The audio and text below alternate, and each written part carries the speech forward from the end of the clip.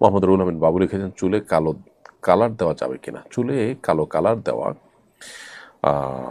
বা কালো কলপ দেওয়া এটা নাজায়েজ কথা, নবী সাল্লাল্লাহু আলাইহি সাল্লাম নিষেধ করেছেন। তবে তিনি এও বলেছেন যে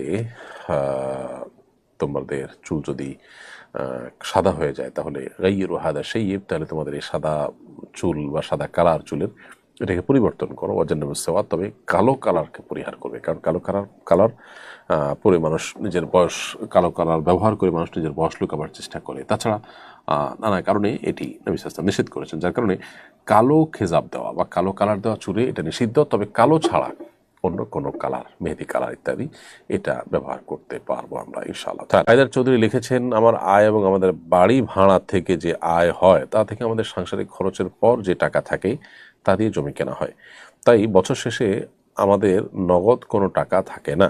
আমাদের জাকাত দেওয়ার মতো কোনো গহনাও নেই। সেক্ষেত্রে আমাদের জাকাত দেওয়ার বিধান কি? আপনার আয় বাড়ি ভাড়া থেকে যা পাচ্ছেন সেটা দিয়ে যদি সংসার খরচ যাওয়ার পর জমি কিনে ফেলেন তাহলে তো আর জাকাত আসবে না। ফসল জমি কিনেছেন বা জমি কিনে রেখেছেন অ্যাসেট হিসাবে, তাহলে তো জাকাত আসবে না। আর যদি টাকা জমে তাহলে সেক্ষেত্রে সেটা জাকাত আসার প্রশ্ন আসতে পারে। কিন্তু আপনার প্রশ্নের যেটুকু বর্ণনা লিখেছেন তাতে বোঝা যাচ্ছে যে এখানে নগদ টাকা জমছে না। ফসলের জমিন বা যে কোনো জমিন কিনে ফেলছেন, ফ্ল্যাট কিনে ফেলছেন, বাড়ি কিনে ফেলছেন, তাহলে সেক্ষেত্রে ওইটার তো উপরে জাকাত আসে না। ওইটার উপার্জনটার উপরে জাকাত প্রযোজ্য হতে পারে শর্ত সাপেক্ষে।